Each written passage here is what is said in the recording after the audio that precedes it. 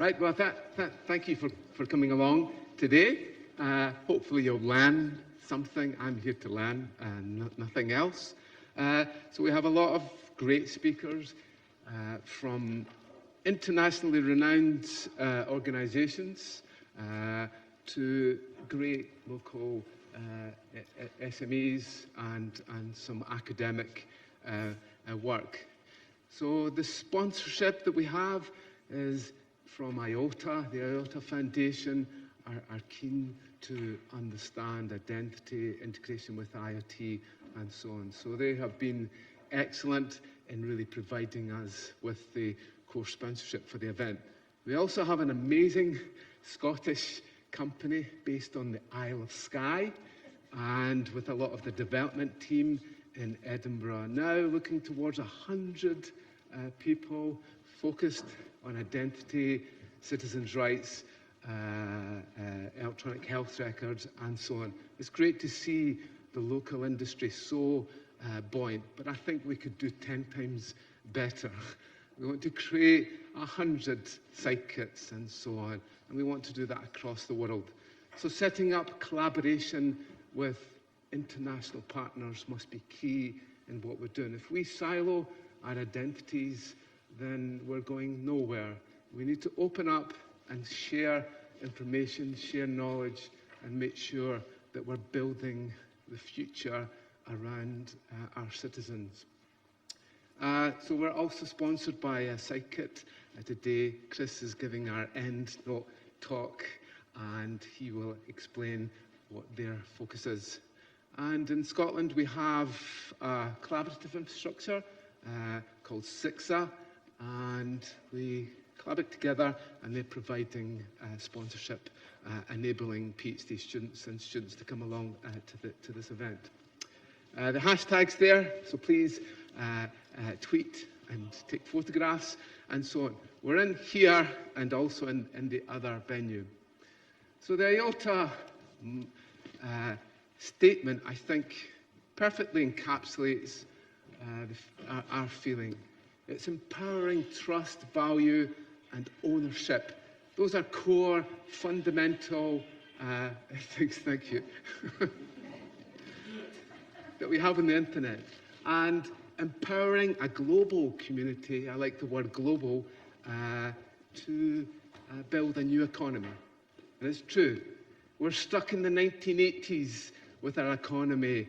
We're still using paper-based methods. We can't log into our NHS systems and so on. We're still signing with wet signatures. So we need to transform our economy, and whichever countries can do that as quick as possible will win. Finland, Estonia, the big lumbering dinosaurs of economies, and you know who they are, might struggle to transform. The little economies, the little countries may do better. So the opportunities are there for us all, and the big companies who refuse to change, they will evaporate, just like we have seen for every decade. And I think of Bitcoin as a Model T. In fact, go back even further than that, the penny farthing. To me, Bitcoin is a penny farthing, and third generation blockchain is a Tesla car. It's up to us to tell citizens the difference and to get away from this, everything is Bitcoin and cryptocurrency, making money and so on. What we're trying to build is a new world, a new economy, and we're trying to give rights to those who really matter. So it's a changing world, and we're very lucky to have the SiteKit team here, and they show how you can build a very strong company and to face up against the big companies, the Facebooks, the Googles. I had a term called FANG, Facebook, Amazon, Netflix, and Google. That is some competition. And we need to make sure that the FANGs don't win all the time. And if that happens, it becomes a monopoly. So we need to do everything that we can to promote small and innovative SMEs to grow and hopefully to take on the power of some of these big companies. So this is the e-Red book that Sidekit created, very much focused on putting the power back to the parents in terms of healthcare for their children. And we're very lucky to deal collaborate with people such as Adam Vaziri, who I met, and he's always been an inspiration to me. They have supported our lab for 3 years and have done at every point helped us with the research.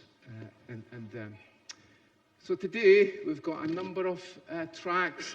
After this session, we'll split into 2. Just choose which one that you want to do. Don't worry, they're all recorded, so you can watch them back when you've got time. Our lab itself, if you've seen the lab, it's down at Merchiston. It's not here, so we can't show you it. But we're all about creating distributed applications with a focus on the citizen. And everybody talks about the 7-layer model, OSI model, networking, IP, TCP.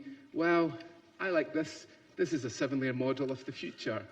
It's a 7-layer model of finance, cryptography at the lowest layer, maths, software engineering, linking into the cryptography, and then all the lovely things that we really want from our systems, governance, value, and so on, build in there. Identity cuts across and isn't a horizontal. It's not a horizontal, it's a vertical. Identity must be integrated like Lego blocks. And your identity starts here and then goes right up to there and so on. That's the future, integrated systems where identity is at the core. And when people talk to me about blockchain, I only see the Merkle tree. Okay, the Merkle tree is the core. It's not Bitcoin. It's not cryptocurrency. It's the Merkle tree. It's hashes. It's making sure that everything can be done correctly. So we think that the future might be something like this. You might have a ledger, which is more public, and you'll have a private, and everything on a permissioned or permissionless blockchain is anonymized. Don't put anything on a blockchain that's sensitive. It needs to be anonymized in some way. And then this day, this is my signature, I think. I have no idea.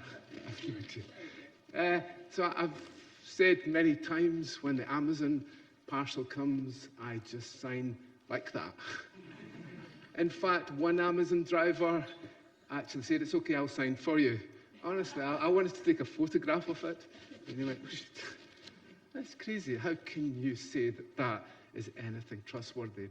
So the future, really, hopefully, is towards designing societies, get rid of physical borders and all those old legal things that we have in the past, and really distribute our societies and to try and build better and more trusted society that integrates privacy, trust, governance, and consent into them. So that's our kind of old world. That's the industrial age, and our new age, hopefully, is starting to look towards attestations, digital signing, trustworthiness of everything that we actually do.